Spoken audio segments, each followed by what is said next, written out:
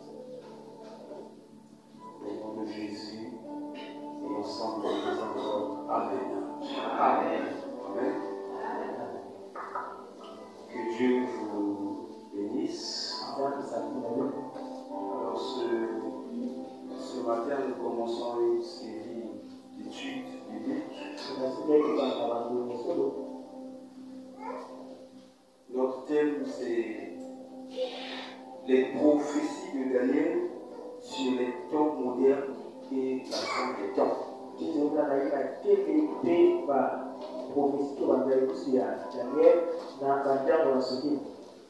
Les prophéties de Daniel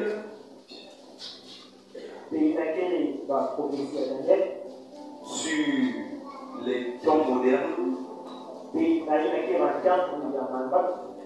la fin des temps. Dans le livre de Daniel, nous avons 12 chapitres.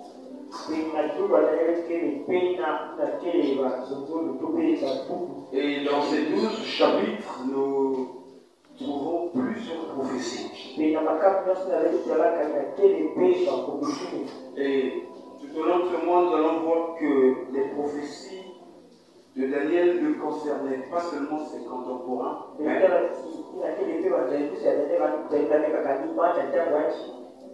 elles concernaient aussi ceux qui devaient vivre les temps de la fin, comme toi et moi aujourd'hui.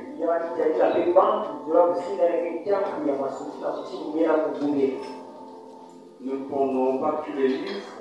Ce matin, nous serons dans le deuxième chapitre du livre de Daniel. Nous ouvrons le livre de Daniel chapitre 2. Ensemble, nous allons voir qu'est-ce que Dieu voulait dire au moyen de cette prophétie. Quelle était la pensée de Dieu concernant nous autres, Église, aujourd'hui? Daniel chapitre 2.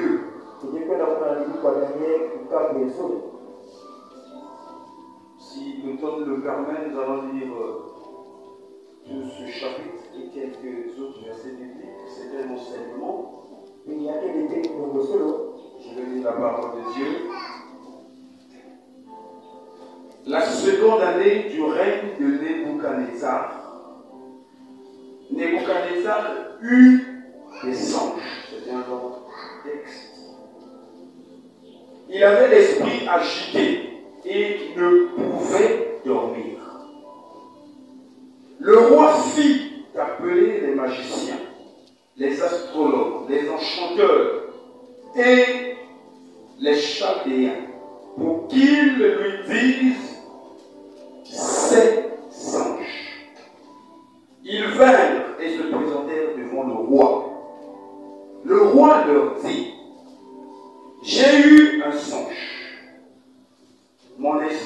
est agitée. Et je voudrais connaître ce songe. Les Chaldéens répondirent au roi en langue araméenne. Ô roi, vis éternellement. Dis le songe à tes serviteurs et nous en donnerons l'explication.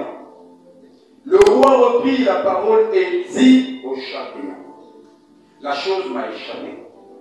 Si vous me faites connaître le songe et son explication, vous serez mis en pièces et vos maisons seront réduites en un tas d'immondices. Mais si vous me dites le songe et son explication, vous recevrez de moi des dons et des présents et de grands honneurs. C'est pourquoi dites-moi le songe et son explication. Verset 7. Ils répondirent pour la seconde fois que le roi dise le songe à ses serviteurs et nous en donnerons l'explication. Le roi reprit la parole et dit, je m'aperçois en vérité que vous voulez gagner du temps parce que vous voyez que la chose m'a échappé. Si donc vous ne me faites pas connaître le songe, la même sentence vous enveloppera tous. Voulez-vous préparer à me dire des mensonges et des faussetés en attendant que les temps soient changés? C'est pourquoi dites-moi le songe et je saurai si vous êtes capable de m'en donner l'explication. 10. Les Chaldéens répondirent au roi, il n'est personne sur la terre qui puisse dire ce que demande le roi. Aussi, jamais un roi, quelque grand et puissant qu'il ait été, n'a exigé une pareille chose d'aucun magicien, astrologue ou chaldéen. Ce que le roi demande est difficile. Il n'y a personne qui puisse le dire au roi, excepté les dieux, dont la demeure n'est pas parmi les hommes. Là-dessus, le roi se mit en colère. Il s'irrita violemment. Il ordonna qu'on fasse périr tous les sages de Babylone. La sentence fut publiée. Les sages étaient mis à mort. Et l'on cherchait Daniel et ses compagnons pour les faire périr. Alors Daniel s'adressa d'une manière prudente et sensée à Arjoc, chef des gardes du roi, qui était sorti pour mettre à mort les sages de Babylone. Il prit la parole et dit à Arjoc, commandant du roi, pourquoi la sentence du roi est-elle si sévère? Arjoc exposa la chose à Daniel. Et Daniel se rendit vers le roi et le pria de lui accorder du temps pour donner au roi l'explication. Ensuite, Daniel alla dans sa maison et il instruisit de cette affaire Anania, Michaël et Azaria, ses compagnons, les engageant à implorer la miséricorde du Dieu des cieux, afin qu'on ne fît pas périr Daniel et ses compagnons avec le reste des sages de Babylone. Alors le secret fut révélé à Daniel dans une vision pendant la nuit. Et Daniel bénit le Dieu des cieux. Daniel prit la parole et dit, béni soit le nom de Dieu d'éternité en éternité. À lui appartiennent la sagesse et la force. C'est lui qui change les temps et les circonstances, qui renverse et qui établit les rois, qui donne la sagesse aux sages et la science à ceux qui ont de l'intelligence. Verset 22, il révèle ce qui est profond et caché. Il connaît ce qui est dans les ténèbres et la lumière demeure avec lui. Dieu de mes pères, je te glorifie et je te loue de ce que tu m'as donné, la sagesse et la force, de ce que tu m'as fait connaître, ce que nous t'avons demandé, ce que tu nous as révélé, de ce puisque tu nous as révélé le secret du roi. Après cela, Daniel se rendit auprès d'Arjoc, à qui le roi avait ordonné de faire périr les sages de Babylone. Il alla et lui parla ainsi. Ne fais pas périr les sages de Babylone. Conduis-moi devant le roi, et je donnerai au roi l'explication. Arjoc conduisit promptement Daniel devant le roi et lui parla ainsi. J'ai trouvé parmi les captifs de Juda un homme qui donnera l'explication au roi. Le roi prit la parole et dit à Daniel, qu'on nommait Belchatsar, es-tu capable de me faire connaître le songe que j'ai eu et son explication?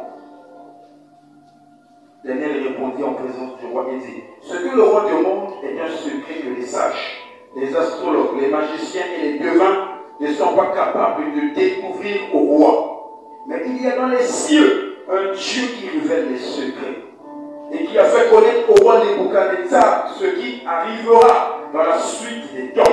Voici ton songe et les visions que tu as eues sur ta couche. Sur ta couche. Sur ton lit. Ô roi, il t'est monté des pensées toujours ce qui sera après ce temps-ci. Et celui qui révèle les secrets t'a fait connaître ce qui arrivera. Si ce secret m'a été révélé, ce n'est point qu'il y ait en moi une sagesse supérieure à celle de tous les vivants. Mais c'est afin que l'explication soit donnée au roi et que tu connaisses les pensées de ton cœur. Ô roi, tu regardais et tu voyais une grande statue. Cette statue était immense et d'une splendeur extraordinaire. Elle était debout devant toi et son aspect était terrible. La tête de cette statue était d'or pur. Sa poitrine et ses bras étaient d'argent. Son ventre et ses cuisses étaient d'airain. Ses jambes de fer. Ses pieds en partie de fer et en partie d'argile. Tu regardais lorsqu'une pierre se détacha sans le secours d'aucune main, frappa les pieds de fer et d'argile de la statue et les mit en pièces. Alors, le fer, l'argile, l'airain ou le bronze, l'argent et l'or furent brisés ensemble et devint comme de la balle qui s'échappe du nègre en été. Le vent les emporta et nulle trace n'en fut retrouvée.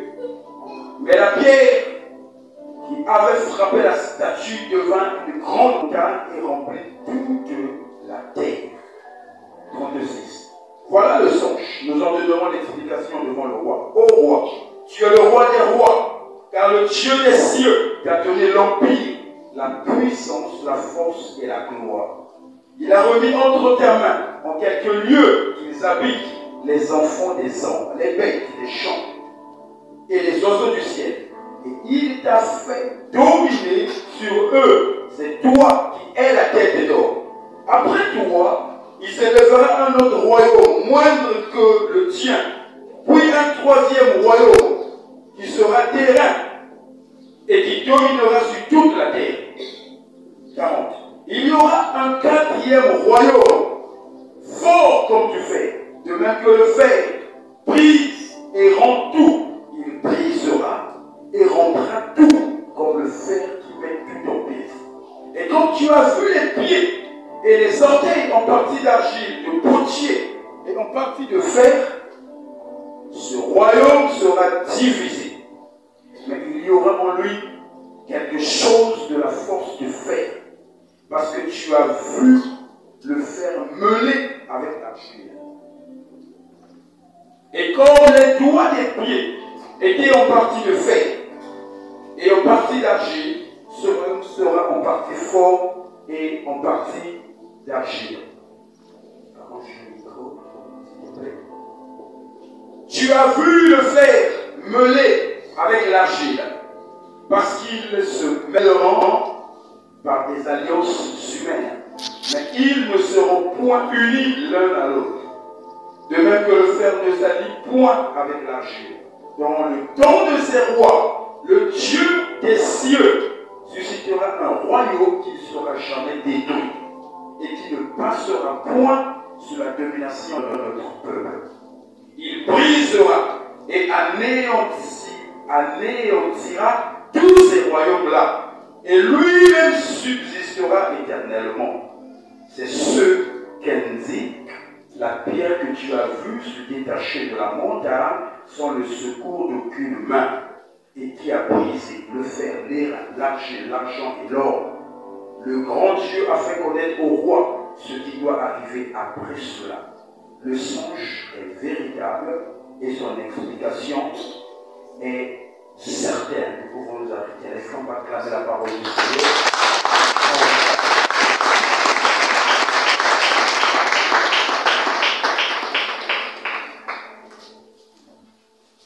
Le livre du prophète Daniel bien-aimé a pour but de raconter l'histoire des Juifs faits en exil.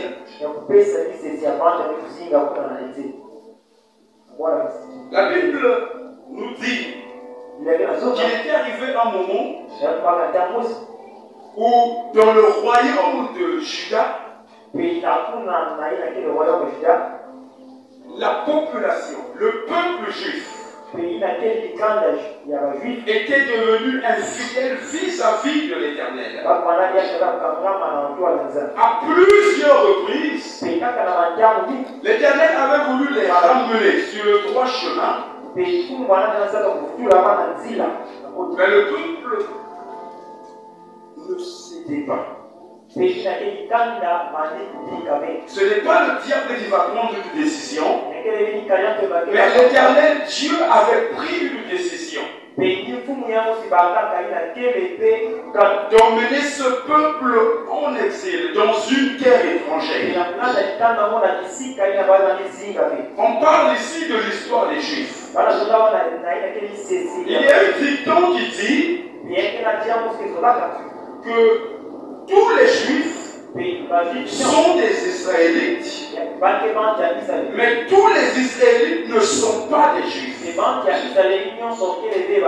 Qu'est-ce que ça veut dire? Qui sont les Juifs finalement? Si tous les Juifs sont des Israélites, et que tous les Israélites ne sont pas des Juifs, le mot juif en hébreu, c'est Yehudi. C'est-à-dire que les descendants de Juda. Alléluia. Les descendants de Juda. En Israël, on avait deux royaumes. On va dire qu'il y avait le royaume du sud et le royaume du nord. Il y avait le royaume d'Israël, dont la capitale était Samarie. Et le royaume de Juda, dont la capitale était Jérusalem. L'histoire que nous sommes en train de lire ici ne concerne pas le royaume d'Israël. Eux, bien avant, ils avaient été déjà emmenés en captivité. Les Assyriens étaient venus et les avaient emmenés en Assyrie, à Samarie. Ici, nous parlons du royaume de Juda. Donc les habitants ou les descendants de Juda étaient les Juifs. L'histoire va nous apprendre que plus que les années, les siècles passaient, les habitants du royaume d'Israël s'étaient mêlés avec les Assyriens. Et ce royaume avait disparu. Le résidu, le reste, qui avait rejoint Juda, c'était donc mélangé. Et finalement, on va tous les appeler des Juifs. Mais sinon, les Juifs sont seulement les descendants de Juda. Et ceux qui étaient dans ce royaume-là. Donc on a dit que le livre de la prophétie du prophète Daniel a pour but de nous raconter l'histoire des Juifs qui vivaient en exil à Babylone. Babylone, c'est ce qui est devenu l'Irak de Saddam Hussein aujourd'hui. Mais ce livre nous montre aussi le contrôle que l'Éternel exerce sur le ciel et la terre, la façon dont il dirige les forces de la nature et la destinée des nations. Si les destinées primaires ou initiaux de ce livre-là étaient les Juifs qui étaient en exil, donc à Babylone, les prophéties de Daniel avaient une visée sur les temps modernes. Quand Daniel prophétisait, il parlait déjà de ces temps-ci, ce que nous sommes en train de vivre aujourd'hui. Alléluia. Non seulement les temps modernes, mais aussi la fin des temps. Donc, ça nous concerne. Alléluia. La prophétie occupe une grande place dans la parole de Dieu. Quand nous lisons dans les 66 livres de la Bible, de Genèse à Apocalypse, la prophétie occupe une grande place. Alléluia.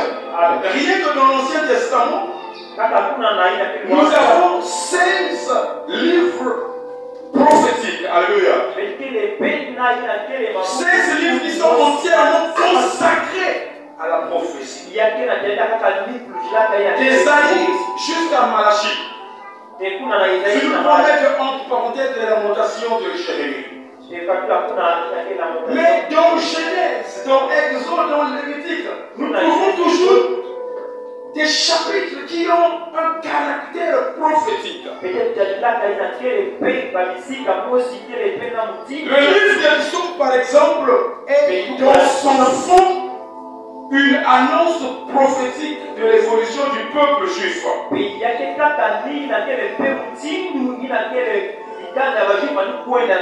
C'est un livre qui nous parle de l'évolution du peuple juif jusqu'à sa restauration spirituelle, restauration totale. Et dans les livres des psaumes, nous trouvons 5 livres où nous pouvons diviser ou subdiviser le livre des psaumes en 5 grandes parties.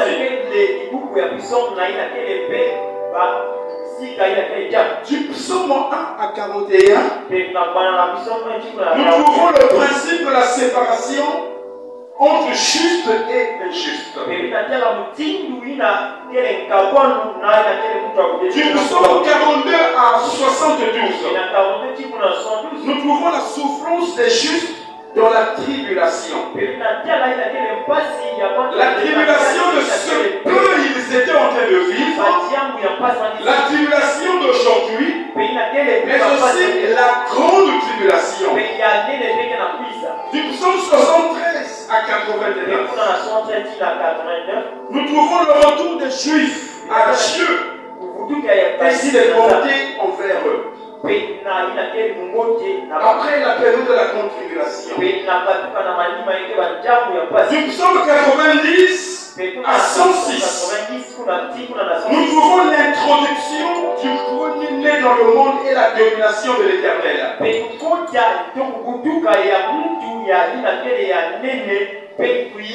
Pendant que les Juifs étaient en train de vivre ces faits-là, mais aussi la domination de l'Éternel dans le millénium. Et enfin, la 5e partie, c'est du psaume 107 jusqu'au psaume 150. Et là, nous trouvons le résumé des voies de Dieu à l'égard de son peuple Israël et la louange pour ses bontés.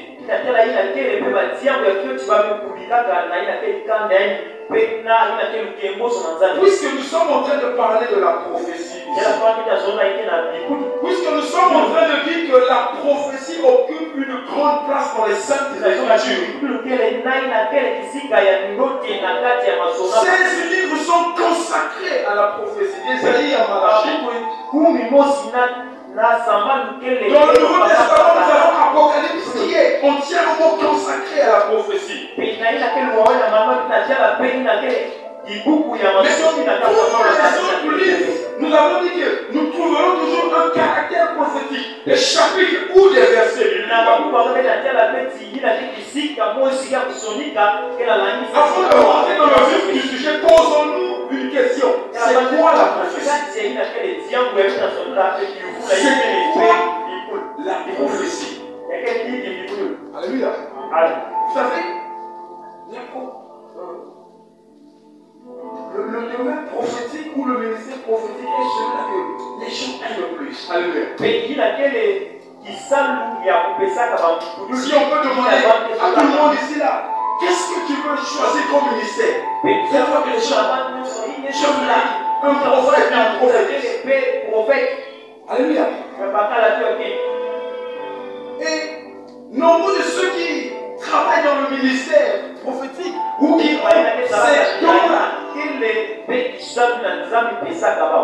vivent pas tout le monde, mais on ressent parfois l'orgueil. Alléluia.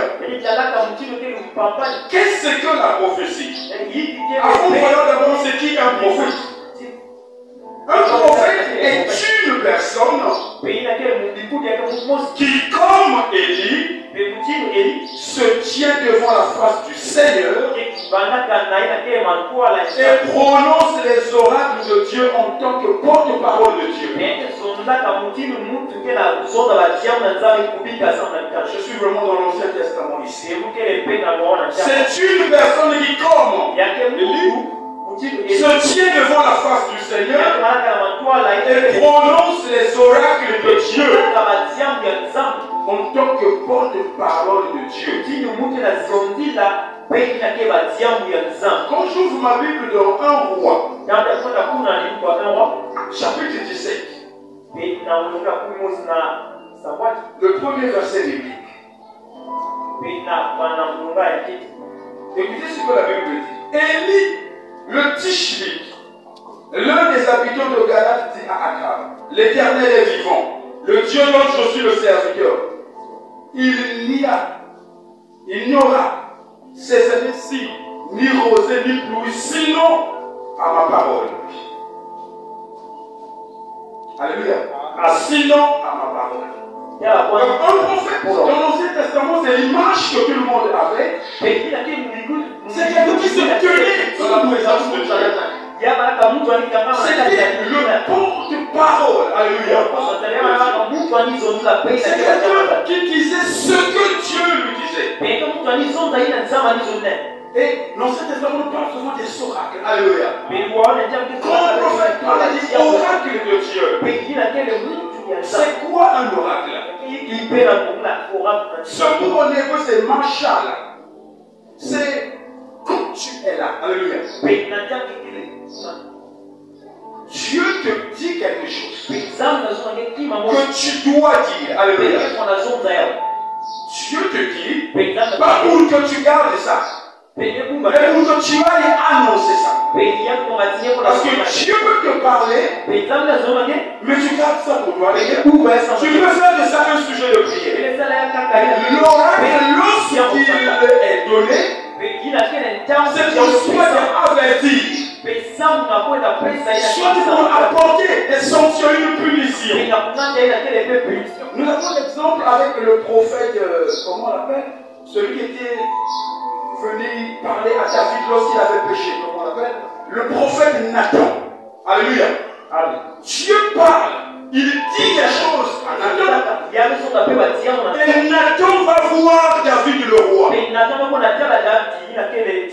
Un message à peine voilé avant de l'éclaircir. Il utilise les paraboles. Ce que Nathan train de dire là, c'est ça ce qu'on appelle les oracles. Les prophètes de la Bible, bien-aimés, avaient donc un point de vue très élevé. Le résultat ou le but de la prophétie, quand quelqu'un se lèvera ici, alléluia, quand il va ainsi dit l'Éternel, quand quelqu'un t'appellera chez lui, dit je suis le prophète. La prophétie a pour but, premièrement, l'édification. Deuxièmement, l'exhortation. Troisièmement, la consolation.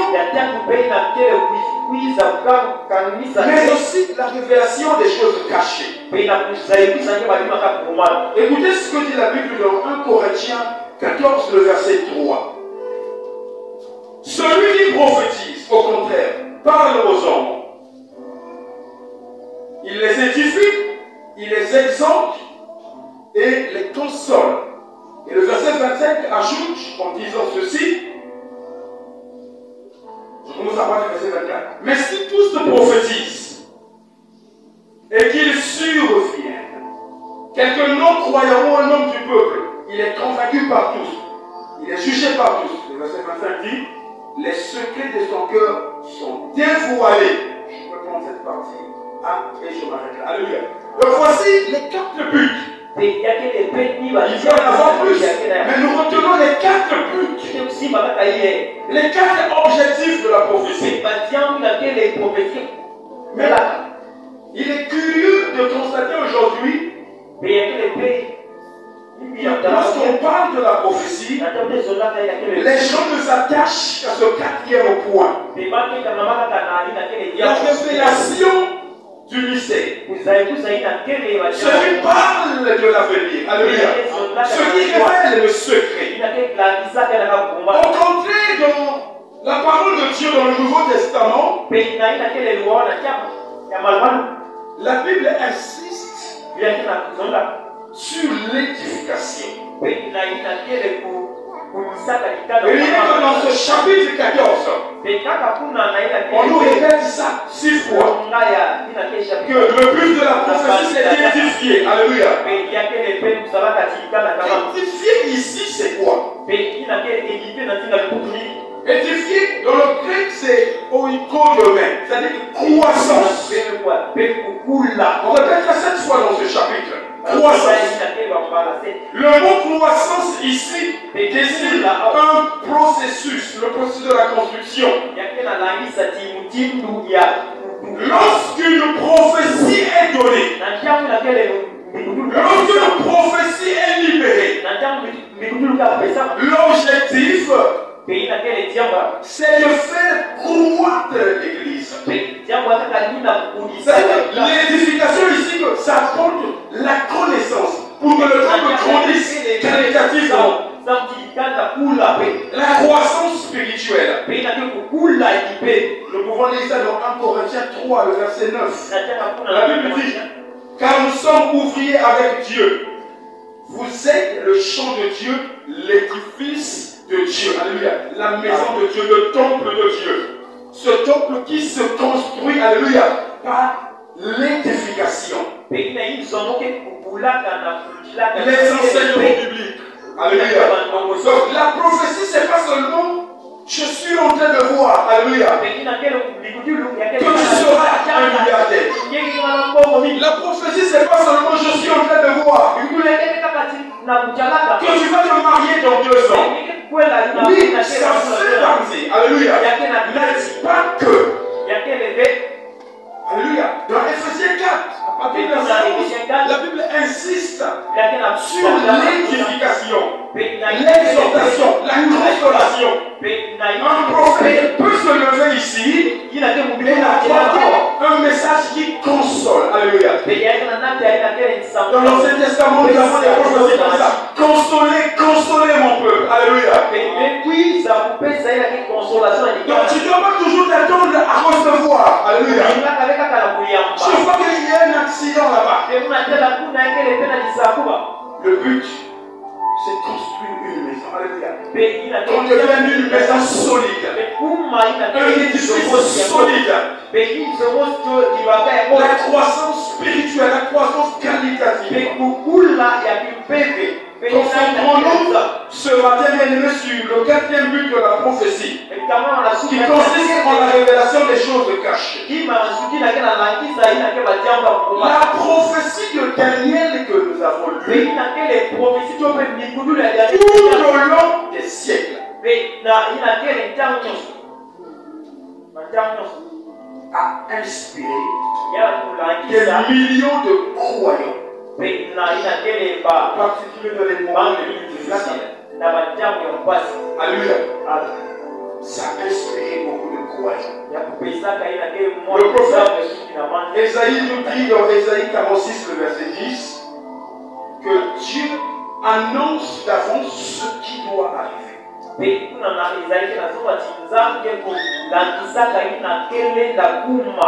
Ésaïe a prophétisé 15 siècles avant Daniel. Et il est en train de dire que Dieu annonce en avance ce qui doit arriver. Qu'est-ce qui doit arriver finalement après?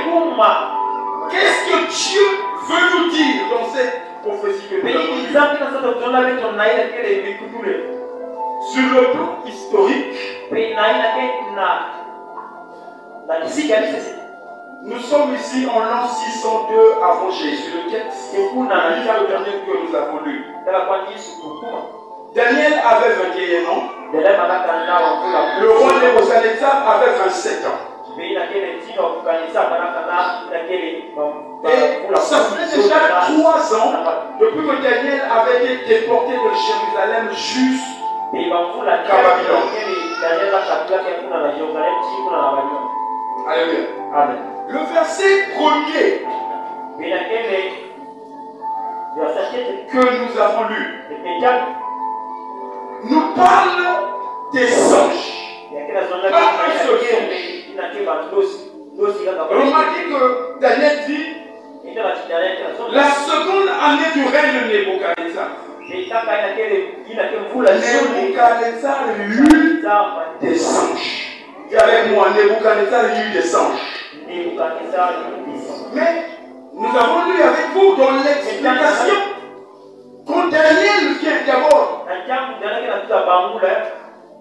parler, rappeler le songe avant de l'expliquer, il n'y a qu'un seul songe.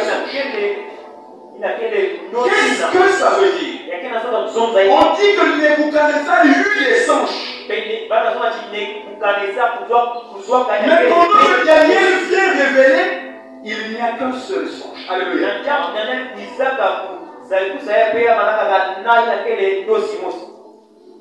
Au temps de Daniel,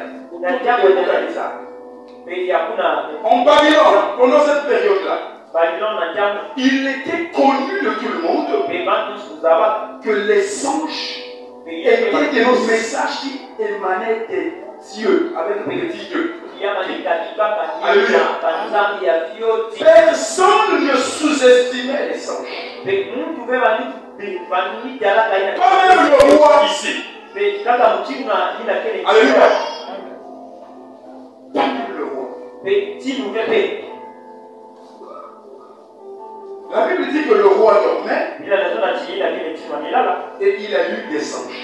En réalité, c'est le même songe qu'il a eu, mais ce songe s'était répété. En une nuit, il a vu ça plusieurs fois. Et comme il savait que le songe était un message qui émanait des dieux, et que le même songe s'est répété,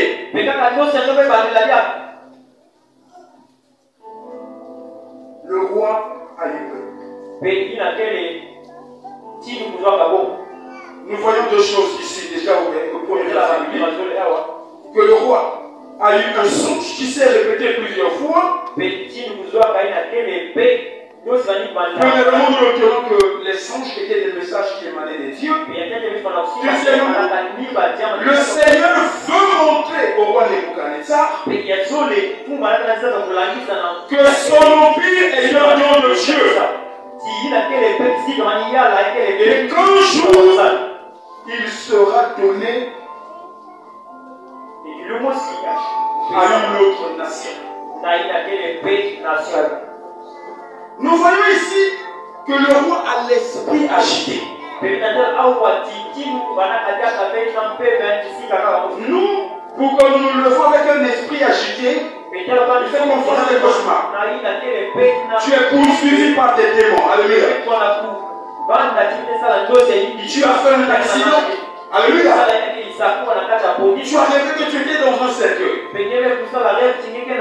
La Bible dit qu'il avait l'esprit agité. De Nebuchadnezzar en Babylone, l'oubli d'un songe était considéré comme la punition des dieux. Lorsque tu faisais un songe et que tu l'oubliais, tu ne te rappelais plus. C'était considéré comme une punition des dieux. Voilà pourquoi il était agité. Il commençait à se poser des questions. Qu'est-ce que j'ai fait pour que les dieux, donc les divinités babyloniennes, me punissent? J'ai eu le même songe plusieurs fois. Mais je ne me rappelle même pas. Notez que c'est Dieu qui est en train de créer cette confusion. Du verset 2 jusqu'au verset 12. Nous voyons simplement Dieu en train d'humilier les magiciens, les astrologues, alléluia, de Babylone. Parce que toutes ces personnes étaient considérées comme des gens de la haute classe, alléluia. Ils étaient les conseillers du roi. Lorsque le roi voulait décider, il les appelait. Ils étaient là parfois pour orienter le roi. Voilà ce que tu dois faire. Alléluia. Mais Dieu est en train de les humilier ici. Dieu est en train de les confondre ici. Dans le verset 13, on nous dit qu'on est parti chercher Daniel. Dans le verset 14 à 24, on nous dit que le songe est révélé à Daniel. Bien-aimé dans le Seigneur, Babylone était un grand royaume. Alléluia. Nous avons même vu Daniel dire que Dieu a rendu ce royaume-là et même Nebuchadnezzar grand, sinon très grand. Les conseillers du roi étaient des magiciens, des astrologues, des gens qui ont regardé seulement les étoiles. Vous pouvez dire que dans 2 ans, il y aura une crise financière dans le pays. Des charlatans, toutes ces personnalités qui siégeaient là dans la cour du roi, ils n'ont pas pu donner l'interprétation. Et l'histoire nous dit que Daniel faisait partie de ces personnes-là. Il travaillait dans la cour du roi. Il avait été élevé parce qu'il travaillait là-bas. Lorsqu'on avait décidé de tuer tous ces conseillers, tous ces sages, Daniel aussi devait mourir. Mais regardez ce que Daniel fait ici. Lorsque la sentence est tombée, Daniel n'a pas tremblé. Daniel n'a pas eu peur. Daniel s'était dit en lui-même que j'ai un Dieu. Daniel a dit que je veux me retirer dans la présence de Dieu. Je vais présenter la situation à Dieu. Cette partie de la prophétie bien-aimée, il apprend quelque chose de très important. Dans notre vie de tous les jours, lorsque nous sommes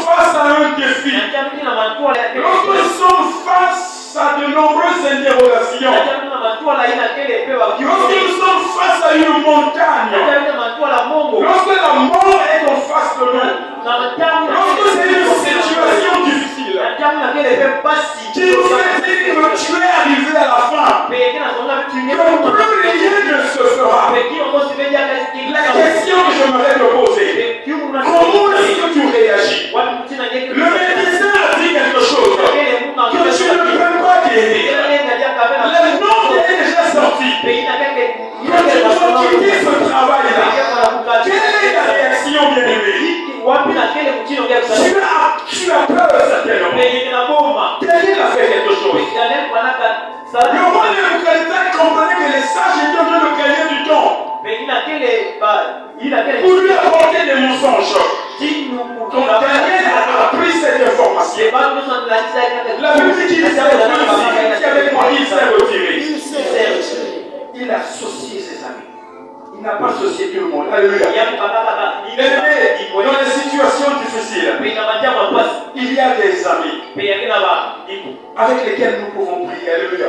Là où tu peux te tourner, il a donné le sujet de prière. La Bible dit qu'ils ont invoqué. La Bible dit qu'ils ont crié au Seigneur. La suite, c'est que le songe a été révélé à Daniel. Par Daniel, les sages de Babylone, ceux qu'on appelait les experts, ceux qui faisaient partie de la haute classe, avaient vu leur vie sauvée. Alléluia. Il y a des gens dans ta famille, il y a des gens dans ton quartier qui t'attendent. À l'image de ce que nous avons vu ici là, pendant le marathon, pendant le spectacle, le monde attend. La nature attend la révélation. Ici, Daniel s'est révélé. Il y a des gens qui seront sauvés quand tu te lèveras. Dans l'évangélisation, dans l'intercession. Il y a des gens qui seront bénis, mais lorsque toi, tu décideras d'agir. Je peux me permettre de dire avec assurance ce matin. Il y a des situations qui n'avancent pas. Peut-être dans ta vie, dans ta famille, dans notre nation. Parce que tu t'es pas encore relevé. Parce que tu n'as pas encore décidé de rentrer en scène, bien-aimé. Ton Dieu est un bon Dieu. La Bible dit que c'est un Dieu aux possibilités illimitées. Lorsque tu te lèveras, quand tu déciderais de faire quelque chose, de chercher la face de Dieu, ces mots à répétition s'arrêteront dans votre famille. L'hémorragie peut s'arrêter, bien-aimé. C'est le moment de te dire ce matin que tu peux prendre conscience, alléluia, te lever pour ceux qui sont destinés à la boucherie. Ceux qu'on doit pour faire la fin de cette année. Ceux qui sont programmés par les sorciers. Qui voudraient voir leur vie être sauvée. Alléluia. Dieu te fait confiance. De la même manière que Daniel avait du prix aux yeux de l'Éternel, tu as aussi du prix aux yeux de Dieu. Tu peux te lever, bien-aimé. Tu peux faire quelque chose. Ce texte nous apprend aussi que Dieu écoute les prières. Est-ce que tu peux acclamer le Seigneur? Au verset 21, Daniel montre que Dieu a le contrôle sur tout ce qui se passe. Je ne sais pas ce que tu vis. Dis avec moi, Dieu a le contrôle sur tout ce qui se passe. Mais Daniel énumère cette chose ici. Le verset 21 nous apprend que Dieu change les temps et les circonstances. Il est le maître des temps et des circonstances. Il est le maître de toutes les situations que nous pouvons vivre. Il est au-dessus. Il a le contrôle. Alléluia. Il se dit stop et tu s'arrêtes. Lorsque Jésus avec ses disciples était dans la barque, les temps étaient difficiles. Le vent était contraire. Alléluia. Il y avait la peur quand Jésus s'est levé. Cette parole s'était accomplie. Il est le maître des temps. Alléluia. Et des circonstances. La deuxième chose que le verset 21 nous révèle, c'est que